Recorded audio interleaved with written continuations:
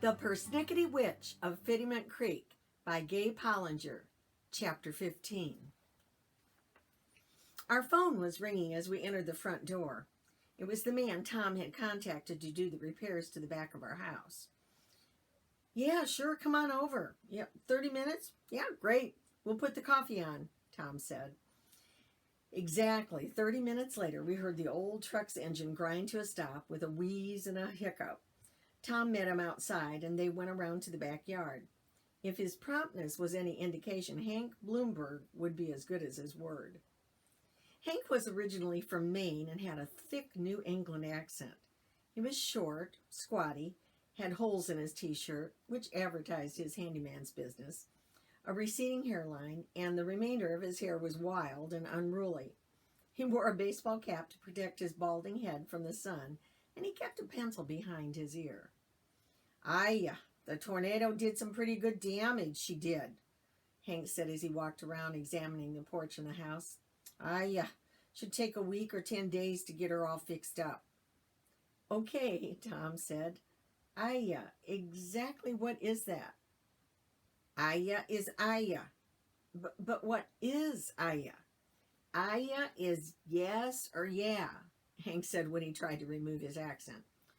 Oh, I see. A week to 10 days. Yeah, that sounds pretty reasonable. When can you start? Tomorrow, 7 o'clock, he replied with that New England lilt in his voice. Tomorrow, good. And they shook hands. Chester was very happy to see us and rubbed against my legs as I began preparations for lunch. He mewed and purred and went from me to Kathy to Jameson and then stood back and looked at all of us as if to say, well, where's Pearl? Jameson sat on the floor and pulled Chester onto his lap. He stroked his head and whispered, Gammy Pearl will be back in a couple of days, Chester. Our weekend respite at the Morgans' home had been just what we needed. Before that, I had been overwhelmed with tackling the cleanup which the tornado had so forcibly given me. And now to have the repairs underway would be good. When Tom came in, he told me that Hank had recommended somebody to put in the pool. And I'll give him a call this afternoon when I get back from the 3M. Do you know what shape you'd like the pool to be? Tom asked me. Gee, I don't know, I answered. I just thought rectangular or kidney shape. Maybe he's got pictures of other pools he's done.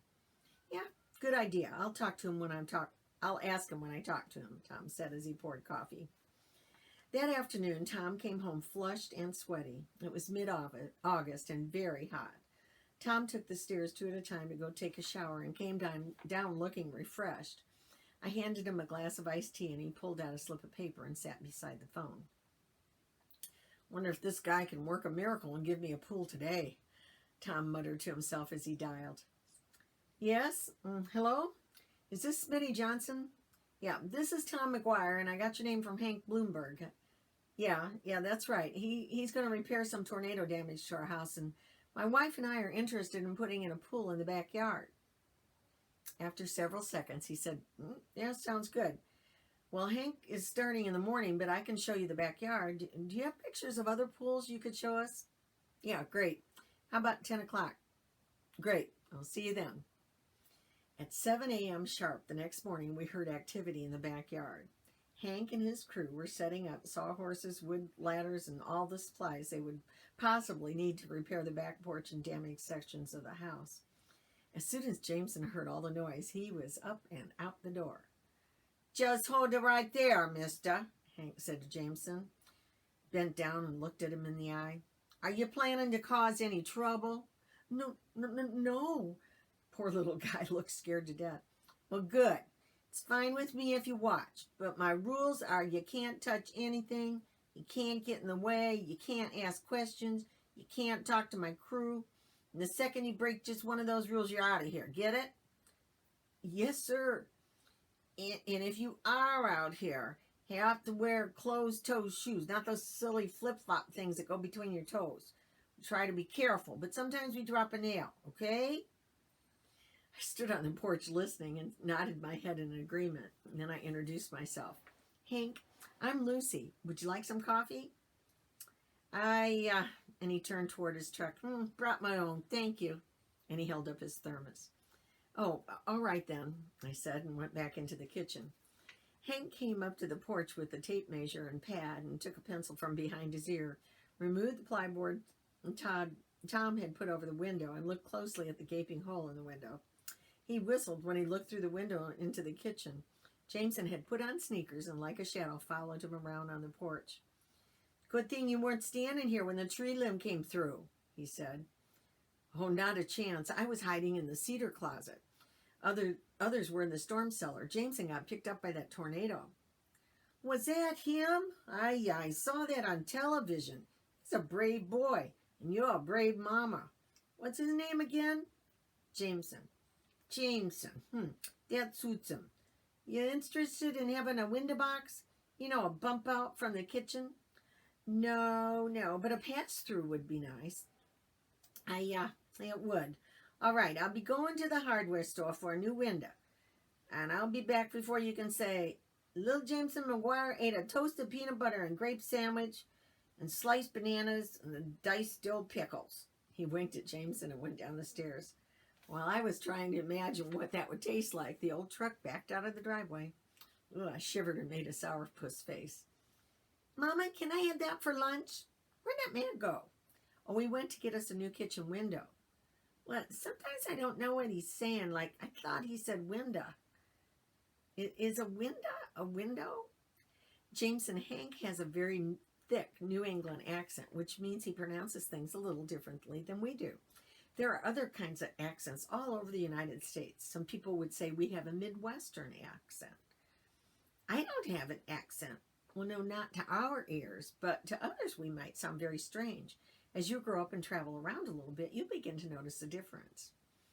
"Oh, okay, Mama. When will Gammy Pearl come back?" "I think today or tomorrow. Do you miss her?" "Yeah, and so does Chester." A little while later, Hank returned, and before I knew it, the new window had been installed. And then I heard the doorbell and the door open. "Hey, you must be Smitty," Tom said. "Yes, sir, I am," he said as he pumped Tom's hand up and down. "Well, come on in here and let's see what you got. Would you like a cup of coffee?" Tom asked as he led him to the kitchen. Smitty spotted Hank working outside and yelled his name. "Hey, Hank, you doing a good job for these people?" "Yeah, you betcha. I expect you to do the same." "I always do. I learn from the best."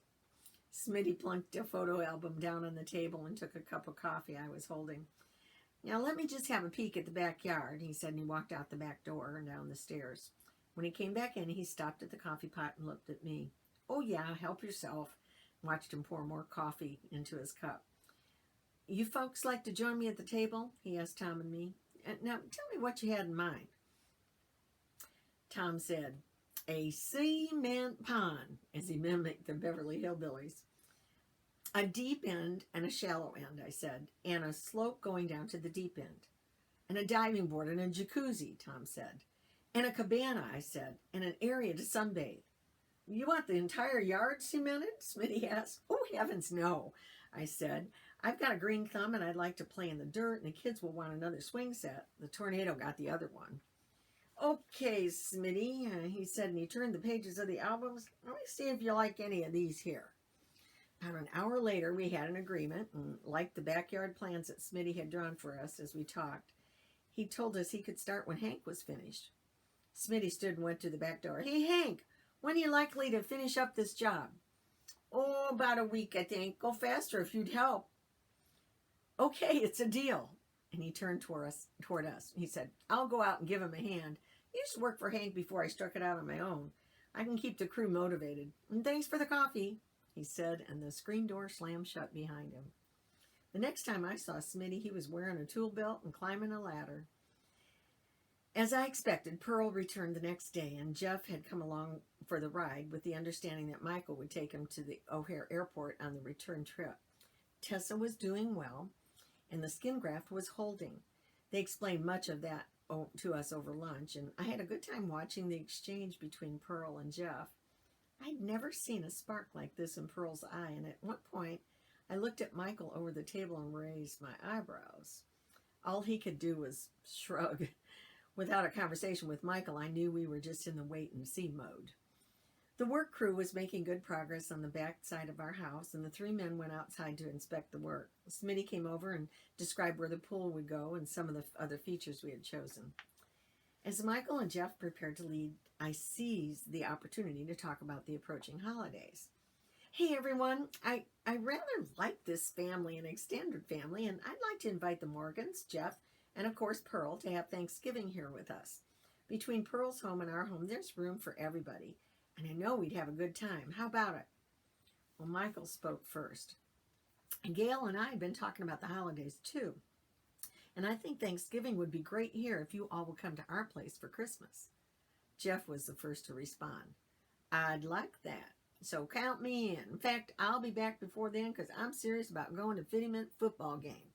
I can rah just as good as everybody else. Oh, said Tom, I picked up a home game schedule. Now, where did I put that? Tom said, scratching his head as he went on a search. Check your pockets, I yelled after him. I haven't done the laundry yet. Tom returned with a crumpled piece of paper. Here you go, Jeff. Sorry because I was in a hurry, Tom said sheepishly as he unfolded the paper. Oh, that's great, thanks. Now I'll know how to schedule trips. We better get off and get going, Jeff. You've got a plane to catch, Michael said. Jefferson said goodbye and hugging each of us. Then he got to Pearl, and at first they shook hands, and then Jefferson pulled her into his arms for an embrace. I watched her smile and blush. I wanted to tease her, but I decided against it.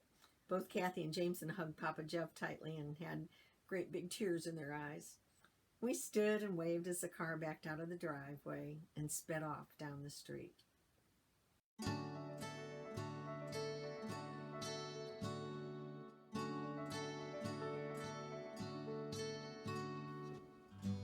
Don't forget to subscribe to my channel. And remember, the Principal Grandma says, you'll never know what comes next until you turn the page.